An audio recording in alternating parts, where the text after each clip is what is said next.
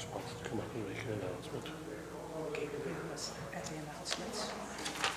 So it'll be Phyllis, me, and John.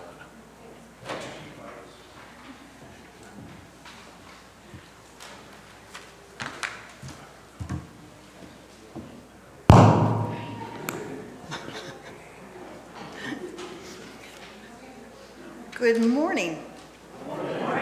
Now that we're all settled and ready to go, we do have a few announcements. The first one is we want to acknowledge that Melina Fairlight Pinkham is going to be the pulpit minister this morning, and John Cox will be doing the children's chat, and they're both sitting over here.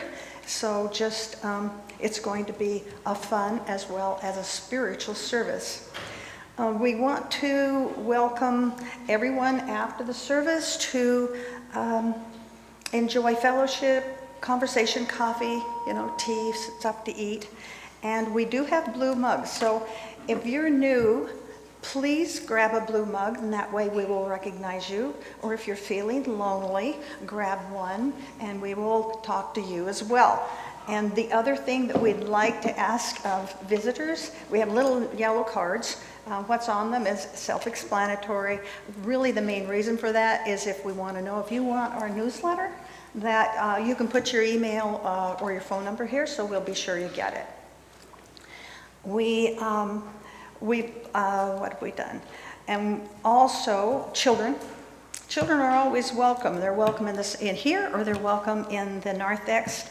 And children don't necessarily want to sit and be quiet, so the narthex is for them. There are busy bags out there that they can use to keep them occupied. And also, if people would just like to meditate or enjoy and contemplate the spiritual quality of this congregation, but don't want to do it in here, that's for you as well. But just be aware that there will maybe noisier than you're used to. There is a Faith Action Network annual dinner watch party tonight. It's in the library here between 5 and 8.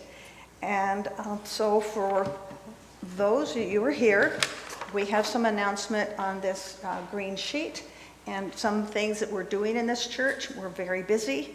And the one thing I want to emphasize is there is a library, and they call themselves the Library Weeding Committee. And that means that if any of you have noticed out in the hall, there used to be 2 tables, and I think there may be 5 now, and that's because Jim Dyson graciously gave his library to us, and he had lots of books. So please go help yourself. There's no fee whatsoever, no donation, and so you can just pick up what you want, and you don't have to ever return them. So that is, that should take care of most of our announcements. We do have Thanksgiving dinner. That's taken care of in this little insert, and so you can read that. Please do. And now we have 3 announcements that will be made by the people of interest. And Phyllis, you wanted to do yours first. Good morning. I have the Giving Tree update. The Giving Tree for Jefferson Elementary and Hanford High School. For those of you who were here last week, you may have noticed it's not in the out in the narthex because everybody was so good at taking the tags. All 41 tags disappeared off the tree this week. Yay! Kudos to everyone. So the whole Giving Tree is a process, and that was step 1 in the process. Take the tag. Great job. Pat yourselves on the back.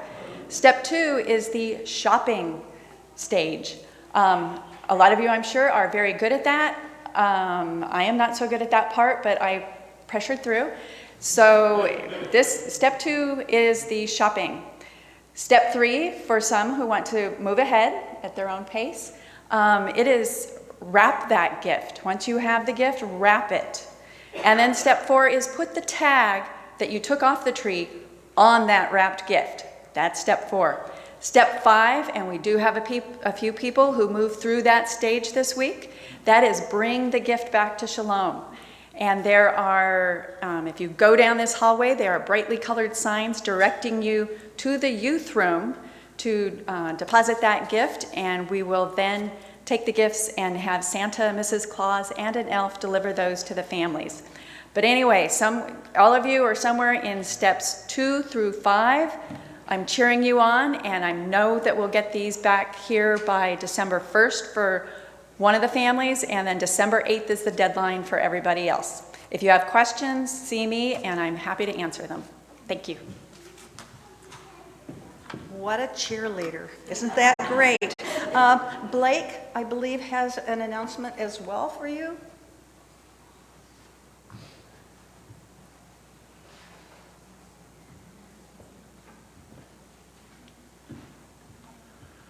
Currently, our pastoral search committee is down 2 members, so we will be electing 2 new members to that committee.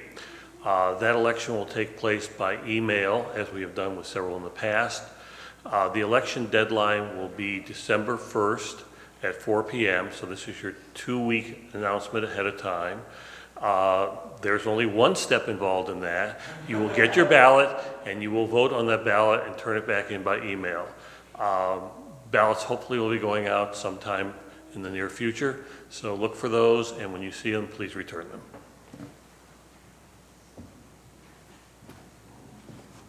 Thank you, and this is such an important committee. Just to add, please do vote. It's super important. And then we have a announcement from John Cox, who said that he would like to talk to the congregation.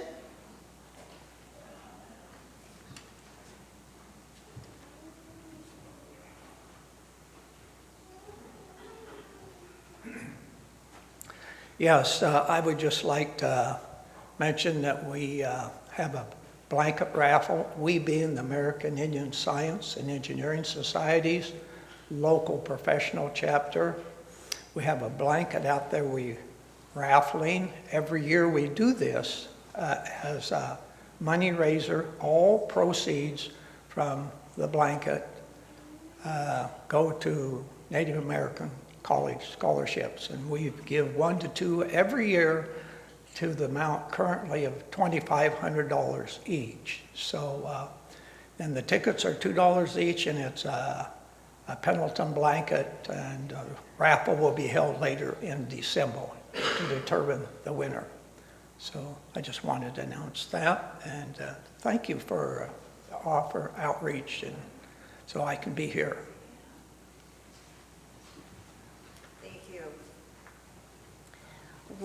I do have one additional announcement, which is a little unorthodox, and that is I managed to set my purse down someplace in this facility, and if you find it, it's very colorful, and the only thing I really want back are my car keys. So if somebody finds it, I've been rushing around trying to figure out what I was going to do this morning, and that's what I did the best. So wherever it is, aha, I see it, poor thing. Okay, thank you for your kindness and pointing it out to me. I'm sure it'll be safe there. Now I would like to share the land acknowledgement with you. As we gather, we honor the people of the Yakima Nation. We honor the Cayuse, Umatilla, and Walla Walla tribes. We honor the Nez Perce tribe and the Wanapum tribe, acknowledging their enduring connections to these lands and the rivers. Their histories reflect rich and varied traditions, courageous resilience, and the ongoing need for reconciliation. We commit to learning from Indigenous history, to respecting their rights, and to promoting diversity, inclusion, and reconciliation in our communities.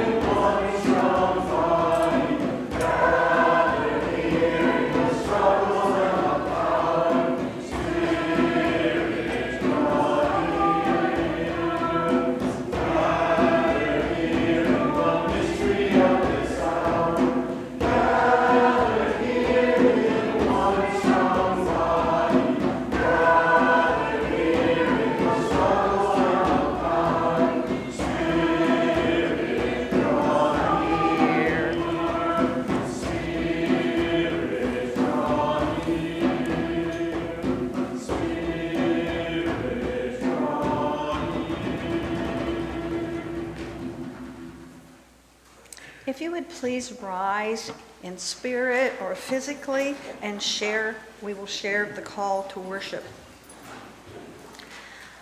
A Call to Honor Creator and Creation by Jeff Ramsland Mohawk. Creator made all that is and proclaim that it is good. Creator, help us to discover in all you have made in nature the good wisdom about the interconnectedness of all things, about balance, and about living in harmony. We are not of nature. We are part of creation. We live by the same laws as all of nature and need to learn from what God has made. Creator, help us discover the power that lies in the wisdom and understanding of our role in the great mystery and in honoring every living thing as a teacher. Creator God, may our spirits be in harmony with yours as we gather in worship.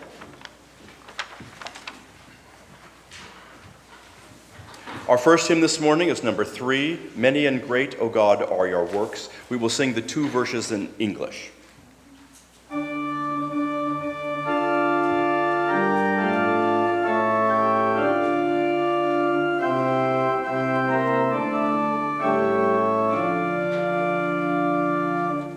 Many and great, O God, are your works, maker of earth and sky.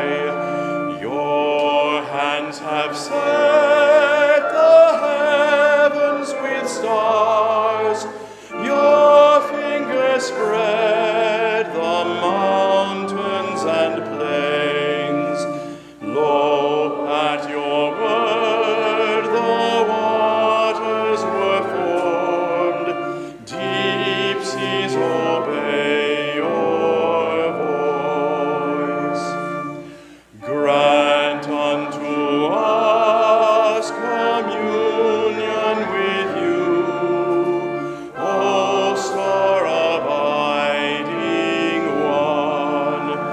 Come unto us and dwell with us.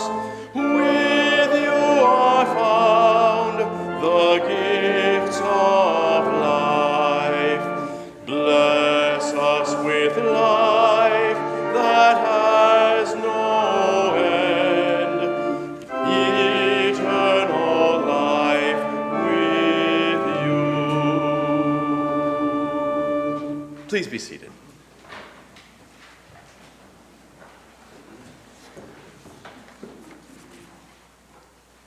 We have many gifts for this church. And in addition, we are surrounded by the earth's gifts of beauty, diversity, and power. We are called to be steward and caretakers of our amazing and fragile pale blue dot. Let us offer back our gifts of money, skills, and service to our ongoing work shared with the Creator. Oh.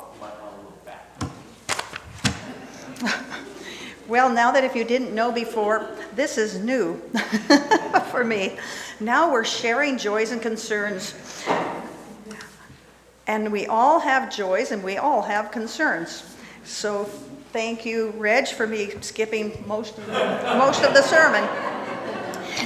And so now is the time of Phyllis and Blake will be coming around with the microphones and they will be holding on to them.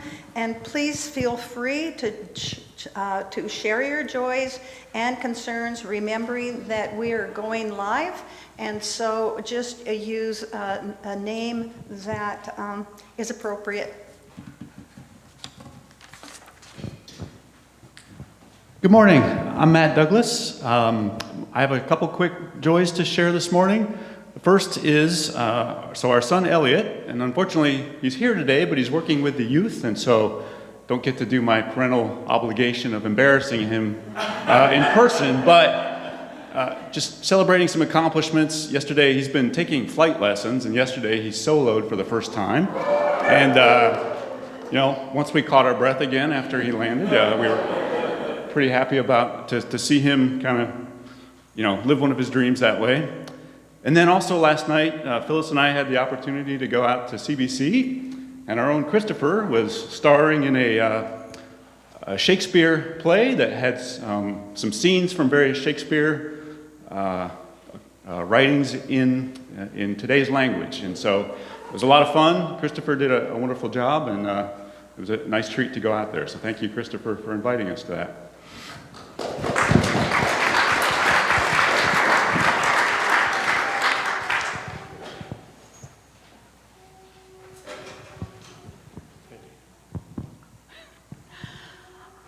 The last couple of weeks, I had felt a bit disempowered. Things did not go the way I had hoped and prayed, but I shifted gears and came out to a place of empowerment, and I want to pass that on.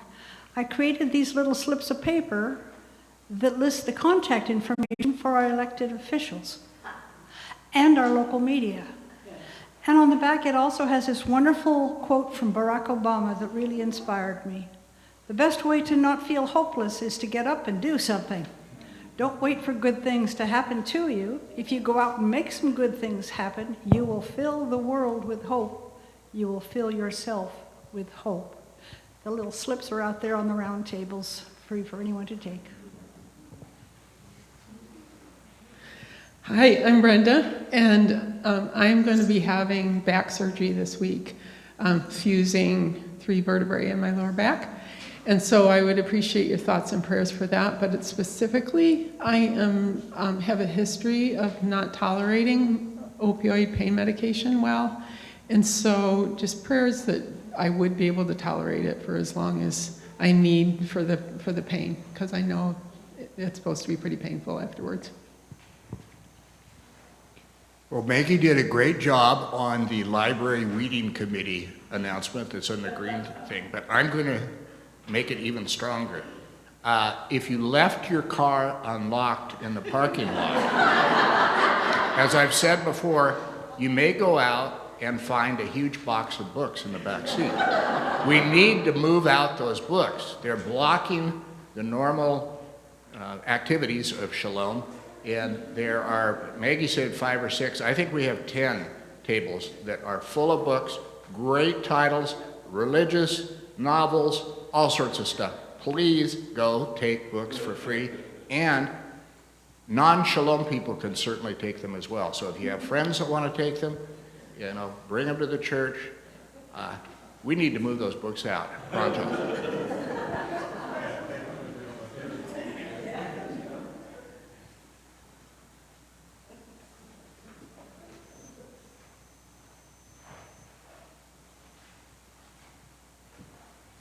Good morning, my name's Dana, and I would like your prayers for my friend Angela. Her mom just entered hospice this last week, and also prayers for my mother-in-law who may be looking at dialysis in the future.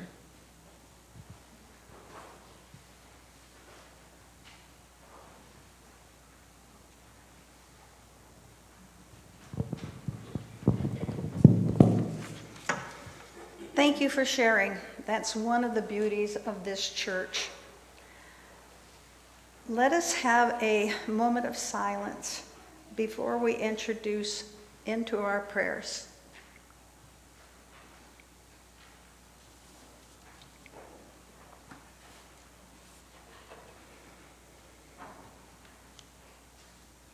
This is a prayer of the Chinook people. May all I say and all I think be in harmony with thee. God within me, God beyond me, maker of the trees. Holy One, creator of God, God of many tribes and nations, by every name you are known, you bless the earth. By your spirit and imagination, light the path to right relationships. End the long apartness, break the stereotypes, banish inaction, and bring justice. End the long apartness has wounded our souls. Help us to understand each other clearly and rejoice in one another's strength.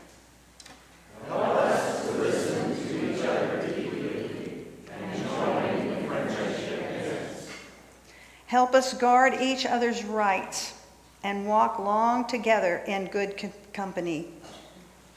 Help us risk building honorable relationships and find your direction for us.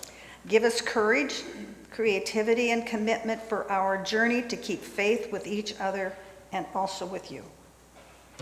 Holy One, Creator, God beyond tribes and nations, be with us all. Amen.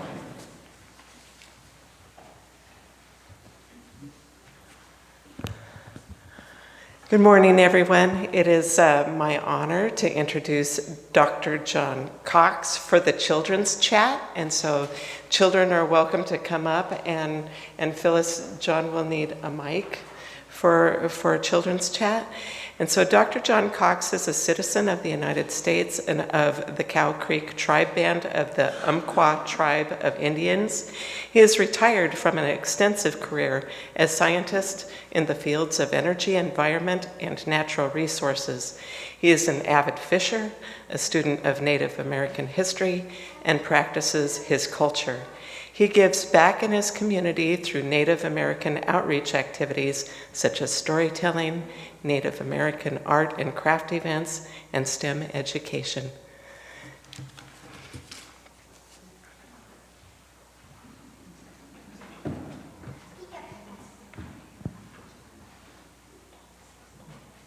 Where should I be?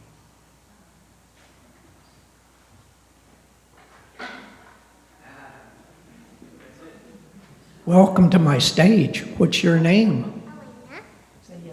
Elena. Thank you, Elena. See, my ears aren't as good as they are probably when they are your age. Can I sit by you versus here? Or would that make you nervous? Let's right here together. And we'll look at the audience. Oh, there's some room over here too. And what's your name, young lady? Amelia. Welcome to the stage, Amelia. This might be our big break, you know? Maybe Steven Spielberg will be calling tomorrow. And your name? Gunny. Thank you for being here. Daniel, is that correct? Sunny. Sunny. Oh. So, I want to thank you very much for being here. Thank my friends. I thought quite a bit about what I would say so that we could connect in this very short period of time. And I came up with these words, and then they got all confused with me. Do words ever get confused with you when your mom reads to you or when you read yourself? I don't know what that means. Yeah. See, that's the same place I am at sometimes. Just quite often. You too?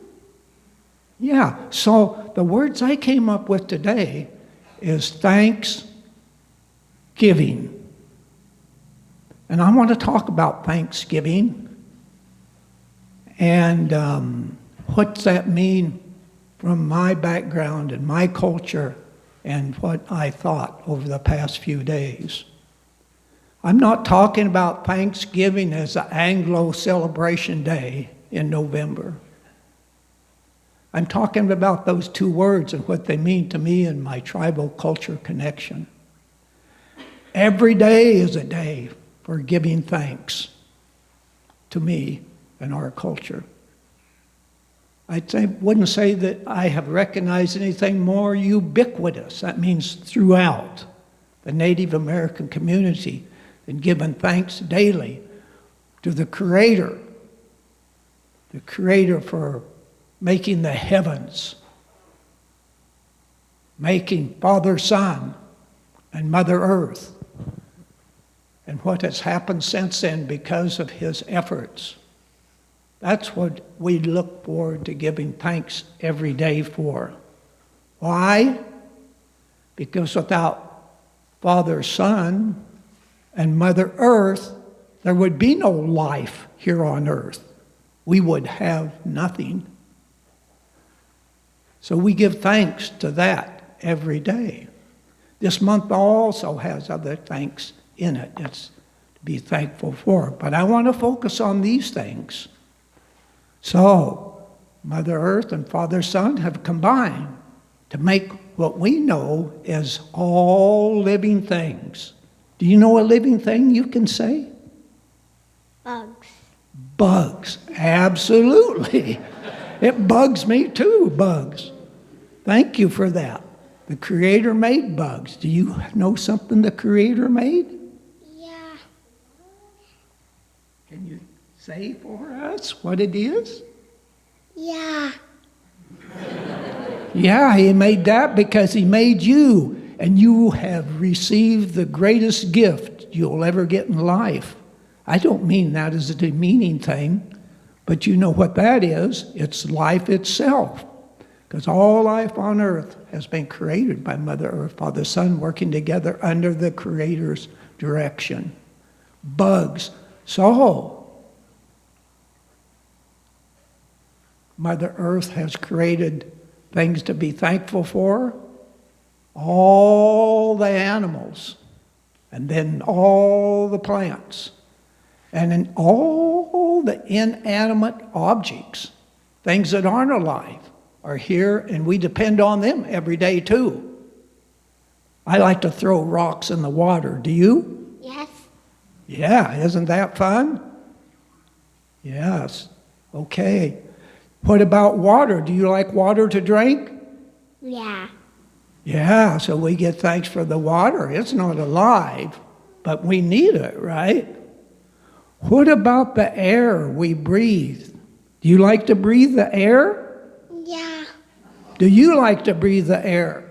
Kinda. Yeah. I understand what she says because I live in North Richland and sometimes the air is awful to breathe. I smell those awful residues from the potato plant. But I don't want to get segued off the path here. I still give thanks. Do you like French fries? Yeah. Do you like French fries? Yes. So where do they come from? Potatoes. Absolutely, they come from potatoes, and potatoes wouldn't live without Father, Son, or Mother Earth. It's something to be thankful for. So all the different types of animals and so forth, we need to give thanks. Those that go on 4 legs, right? The elk. We have 4 legs? Yeah, I guess we do. Give thanks for ourselves, right? Elk, the moose, the deer, the cow. Can we give thanks to the cow? How would we do that? From its meat. From its meat. But can we tell the cow, thank you? Moo, moo. Moo. Moo. Moo. They say at one time, back in our history, that people and the animals understood each other very well. And they could talk to each other and understood each other well. And each helped each other. Another reason to give thanks for all the animals and things. Okay, what about the things that fly? Do you like honey? Yes. Do you like honey? Yeah. Maybe we could give thanks to the bees. How would we do that? Buzz. Good. Buzz. Buzz. Anybody out there in the audience, let's give thanks to the bees together. Buzz.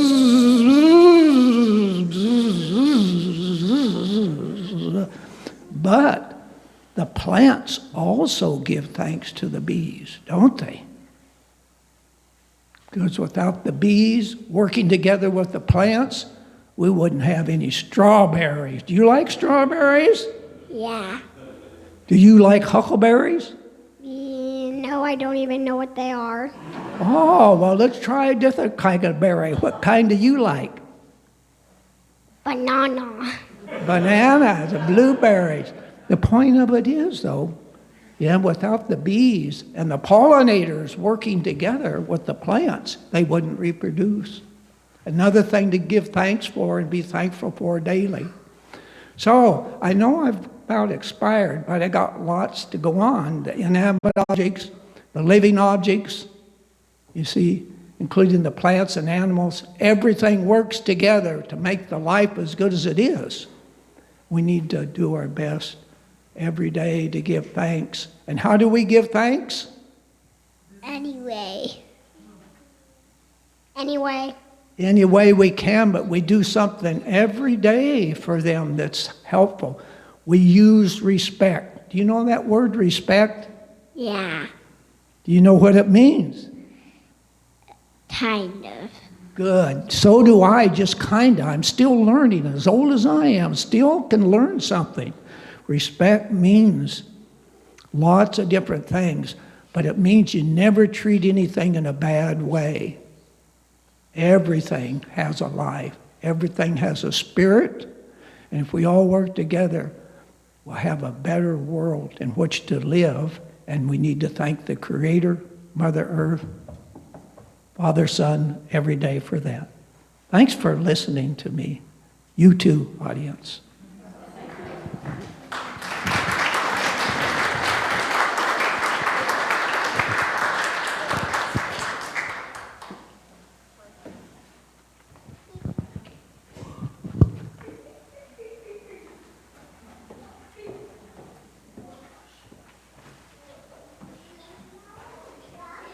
Our next hymn this morning is number 341, Great Spirit God. We will sing the first 4 verses, not all 7 verses.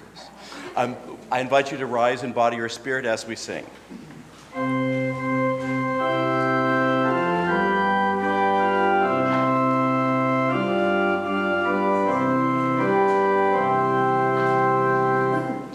Great Spirit God, the things which are yours are numerous and great. The heavens above you set in their place, and earth received its form by your hands. The ocean depths respond to your will, for you can do all things. Your will mysterious and so strong brings growth to all the earth, food for our souls and clothing to wear are like your cup that blesses and fills. Provide for us each day of our lives, sufficient for our needs. You gave your law to Adam and Eve, forebears of humankind. That law I disobeyed with my sin, and now I suffer pain and disgrace. Jesus, express your mercy to me and pay for all my sins. That day you came to dwell on the earth, bringing us all great joy. The nations scattered over the world, to them you gave the light of all life. O Jesus, O compassionate one, we offer praise to you. Please be seated.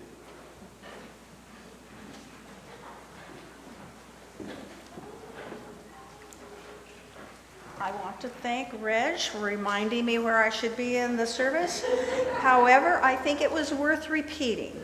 So we are now talking about gifts and offerings. Because as I said before, we are surrounded by Earth's gift, beauty, and diversity and power. We are called to be stewards and caretakers of our amazing and fragile pale blue dot. Let us offer back our gifts of money, skills, and service to our ongoing work shared with our Creator.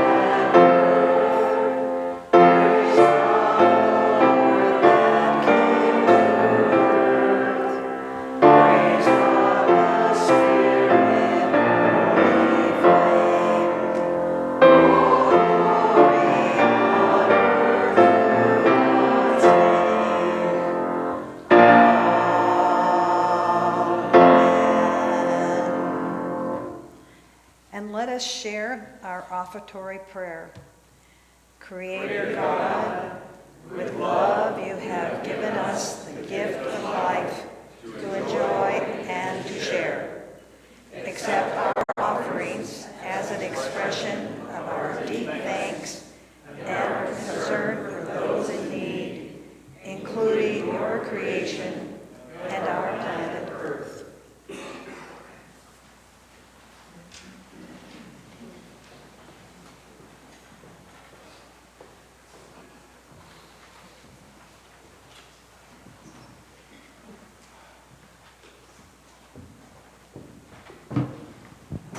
As I do most Sundays, I wanted to tell you a little bit about the music that we're going to present to you. if you look at it, you will see that Naranjo and Sperry on there. Valerie Naranjo is a very interesting, amazing musician who you've probably seen before. If you ever watched Saturday Night Live over the last 25, 30 years, she's been in the percussion section many times. So she's this amazing person. She is also one of the world experts in Western African drumming. And one of her specialties is a West African marimba called the gil. And so she works across many cultures and is an expert in everything. She's also a very good singer. Her father was Ute. Her mother was Navajo. She grew up in southern Colorado, and so this was a song she heard as a kid, and so she transcribed it and made an arrangement for voices in marimba originally, and then Ethan Sperry, who is now the director of choral activities at Portland State University, and yes, the Sperry Rand Corporation, that is his family. But that's another complete different subject. And then he made a version of that for choir, and that's what we're going to sing for you. I should tell you more about the song itself. That's the people. Because there's a great program note in here that Ethan and Valerie put together. And it says, the Ute Sundance, I will tell you that the Sundance traditional time is in the summertime. So the Ute Sundance is a song of renewal sung by the Ute tribe at the beginning of the new year and is one of the Ute's most important rites of passage.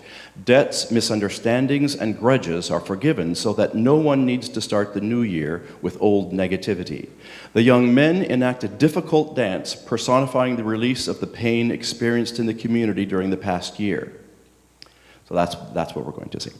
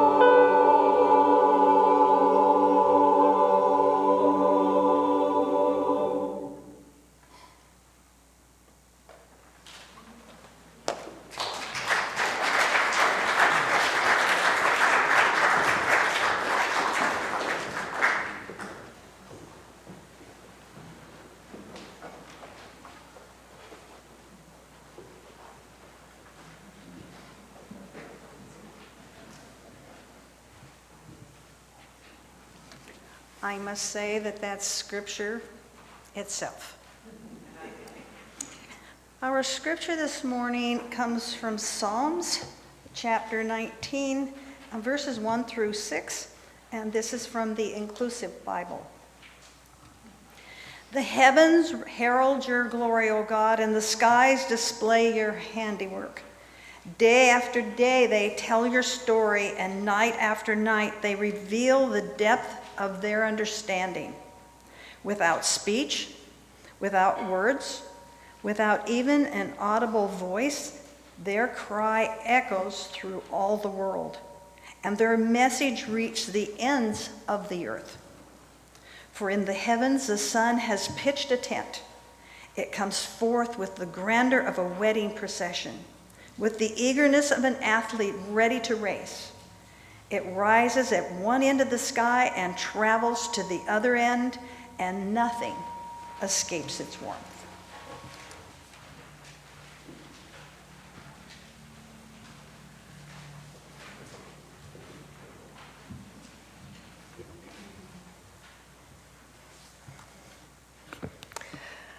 I am honored to introduce Melina Fairlight Pinkham, they, them, who is an enrolled member of the Confederated Tribes of Grand Ronde. Melina was born and raised in the Tri-Cities and has been a member of the Tri-City Intertribal Organization since 2013. After working as in-house counsel for the Confederated Tribes of the Umatilla Indian Reservation for 6.5 years, Melina is now a staff attorney at the Columbia Legal Project. Melina has been asked to share with Shalom UCC what we should hear and think about when the land acknowledgement is read during our worship service. Thank you, Melina.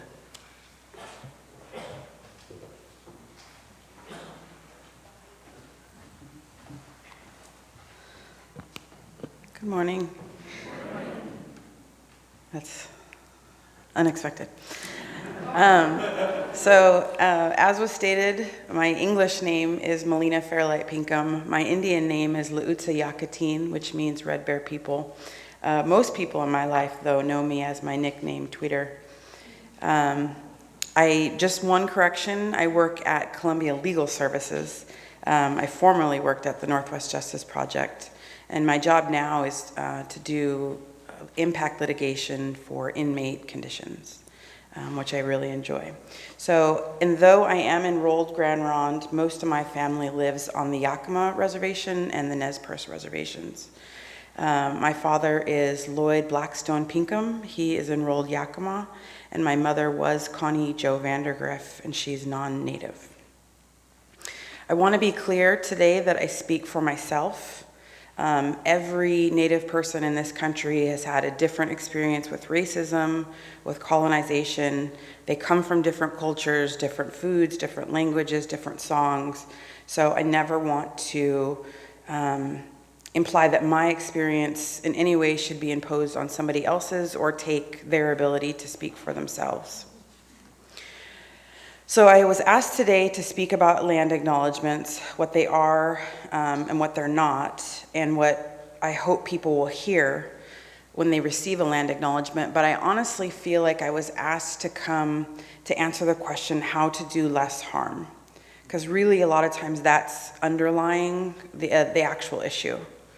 I'm happy to do it. I was raised as a Native person, but also as a member of the Tri-Cities of Washington, the United States.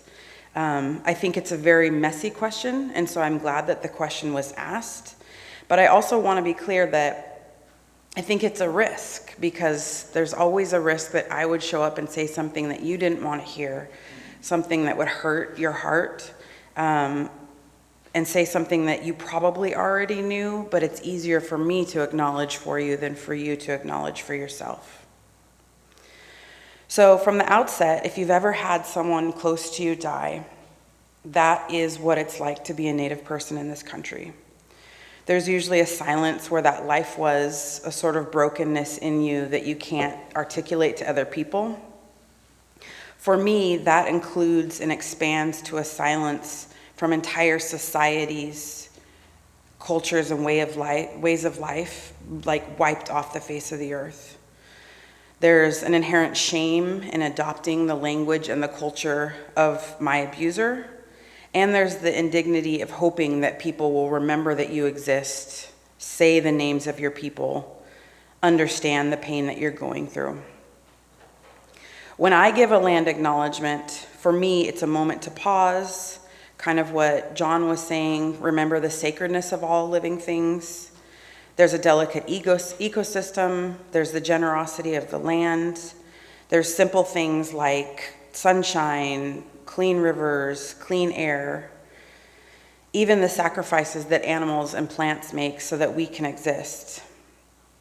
For me, it's a reminder that I am nature, and so the harm that's done to the environment is done to me. And no matter where I am in the country, if I am giving a land acknowledgement, I always try to acknowledge the land or the names and the culture of the people of where I am. And I try to give them grace for the decisions that they've made, for the sacrifices they've made, and the mistakes that they've probably made. But the land acknowledgement that you do, to be clear, is an exercise that you do for you. It's not an exercise that you do for me. I do know your world, and I know that American culture makes it very difficult for non-natives to have the same feelings that I do when I do a land acknowledgement. Your land acknowledgement is the politest and kindest and gentlest way possible to remind you of a very basic fact. An entire world existed before you came here, and it does not exist anymore to make way for you. It's a gentle prompt to remind you that the environment has been destroyed under your watch, and title has been issued to you for land that you can never actually own. For me, the subtlety of a land acknowledgement is not enough. It's missing a sense of urgency, that genocides are still happening, and that the world is burning. What a land acknowledgement is not. It's not a favor to me or to Native people. It's not an action that helps Native people.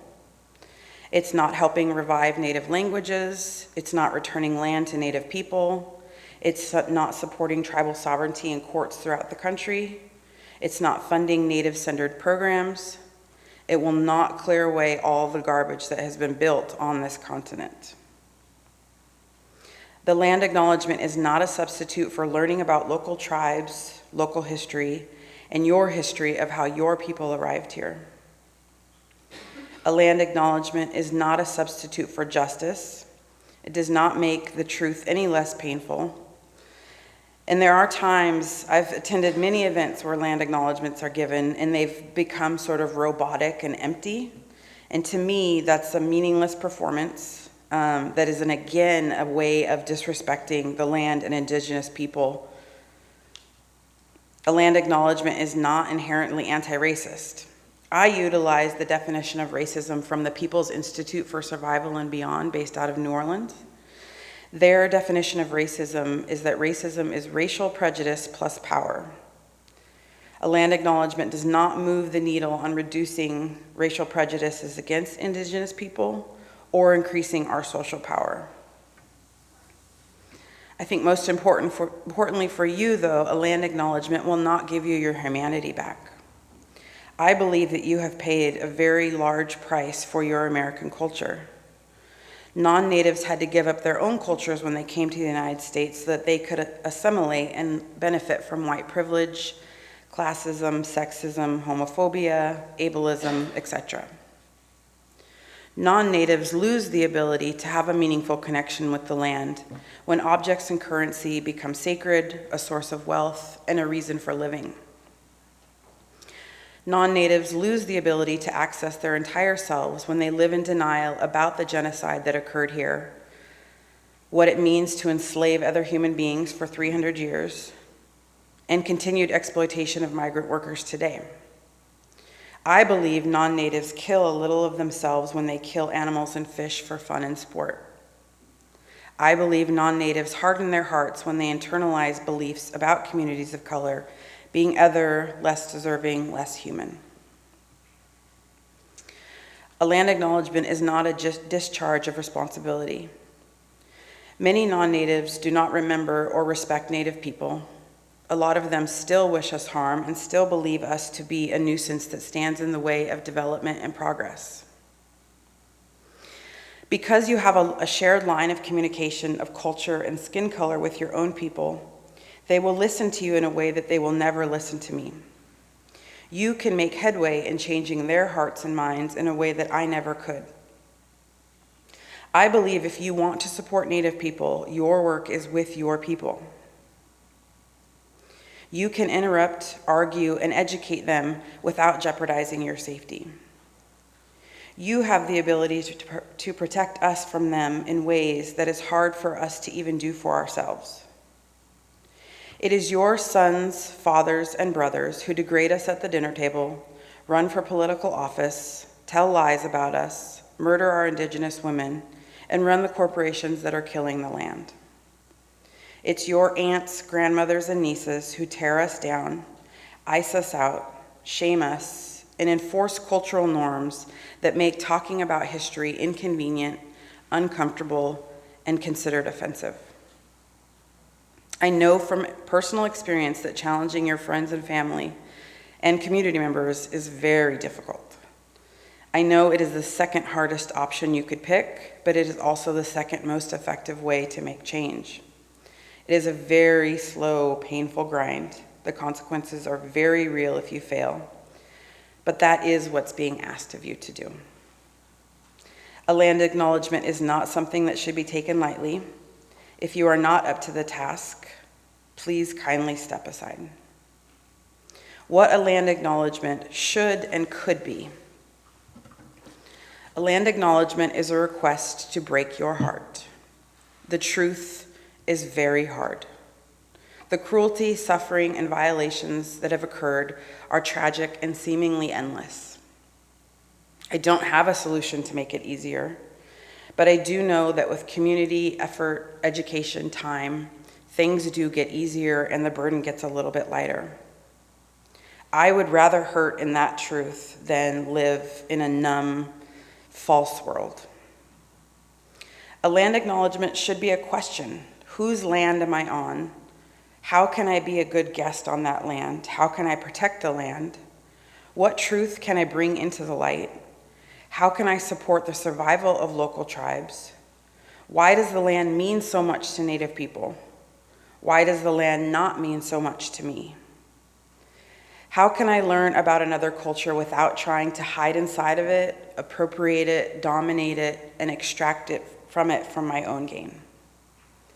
A land acknowledgement is also a demand to speak our names, struggle with the pronunciation, speak our words, learn our values and beliefs, learn about our history that involves you and the thousands of years that does not. Figure out how to compare your values with our values and determine which are worth nurturing and which you can let go. A land acknowledgement is also a reminder. If you have the privilege of needing to be reminded and acknowledge another race, that means you are the one with the power in the situation. Honor your power and use it. Get involved in local politics. Get a deep education of anti-racist analysis. Get involved in community organizing. Help develop leadership skills. Allow others to hold you accountable. Learn about your privilege. Learn about the impact that capitalism, materialism, and individualism has had on other cultures and your own. A land acknowledgement to me is a call across time.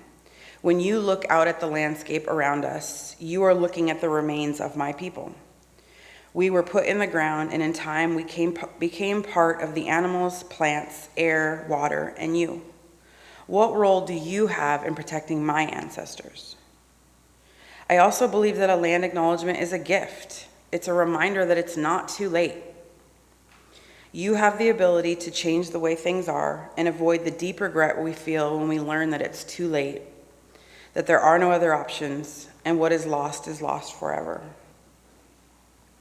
Thank you for your willingness and time to listen to me. One of the principles of anti-racist analysis from the People's Institute is the need to share culture. So I want to share with you a story today from a Yakama Nation elder. She has passed on, but I think the story is important because it teaches you our understanding of time, relationship, how we think of the land, how we think of our people.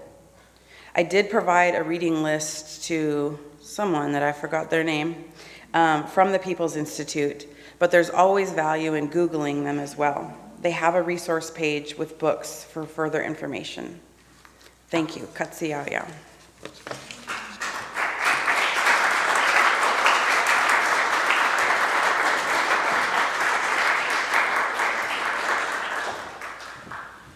A long time ago, when plants were people, just like in the legends,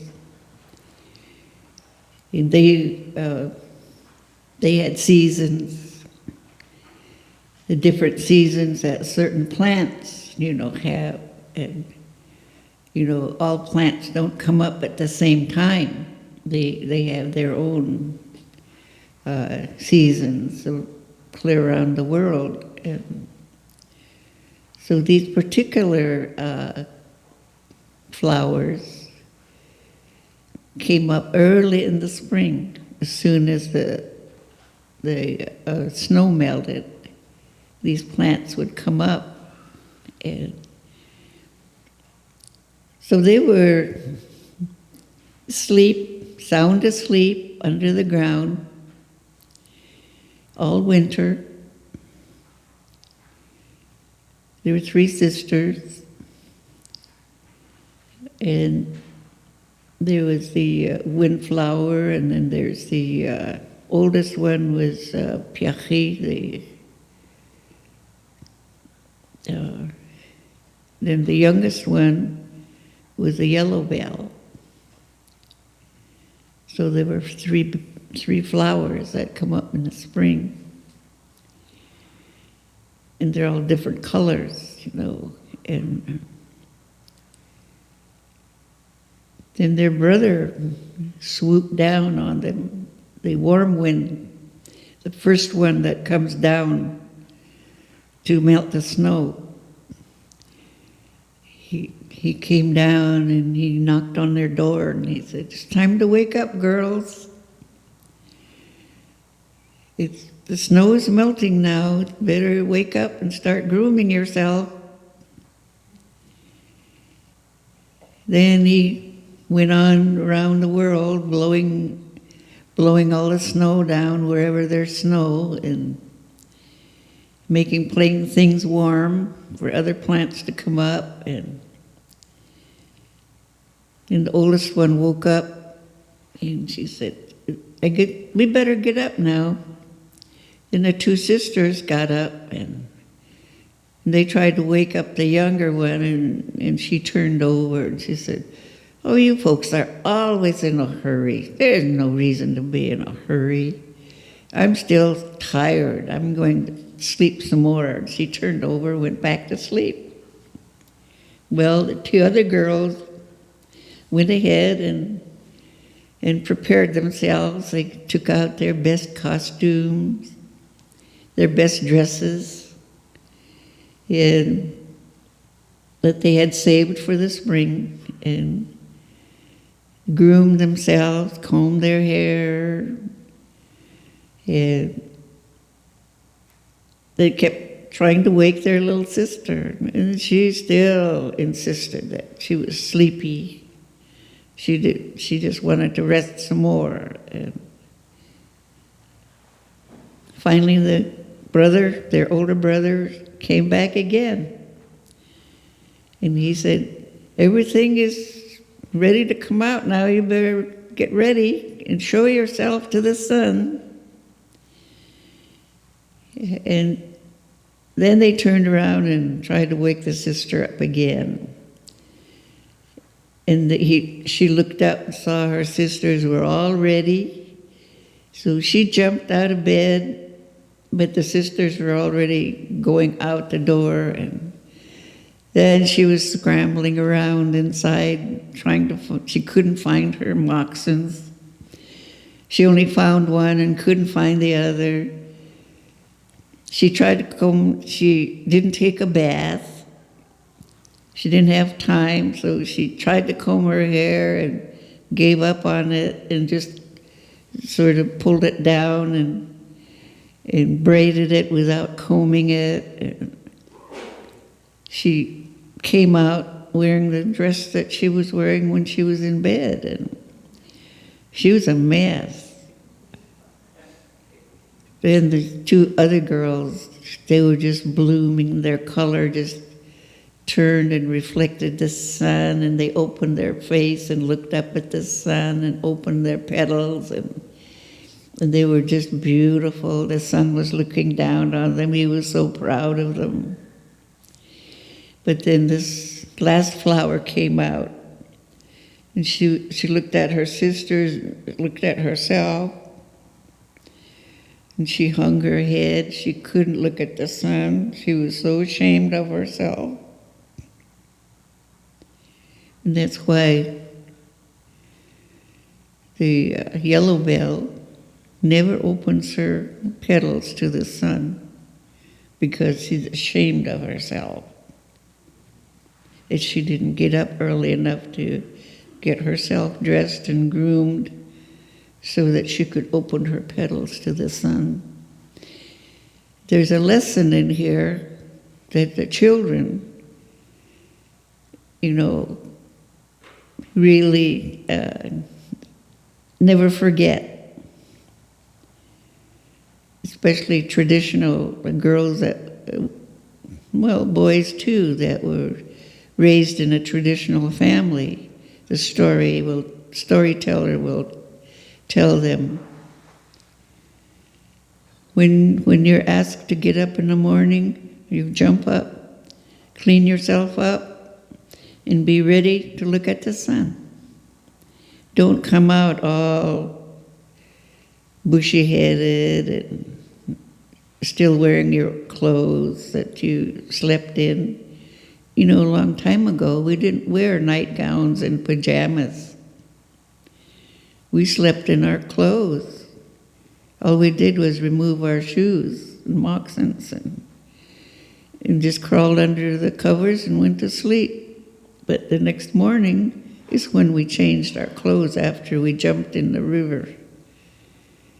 And that was something that we don't do anymore, is get up and go and jump in the river.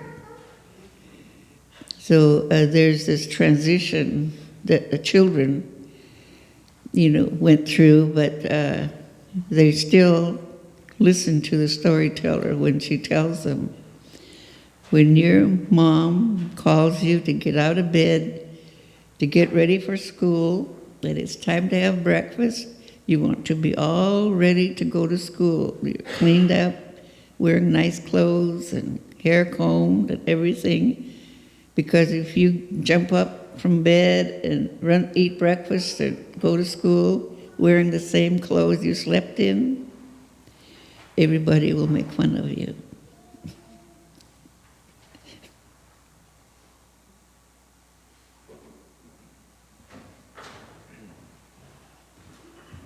I think I need to play that story for my grandchildren. Thank you. We have work to do. And this is available online. If you need to share this with people, you can find the link and we can share this with people. We need to hear this. It's called Wild Spring Flowers by Virginia Beaver. It's available on Amazon. Awesome. Our last hymn this morning is number 468, The Care the Eagle Gives Her Young. In body or spirit, I invite you to rise as we sing.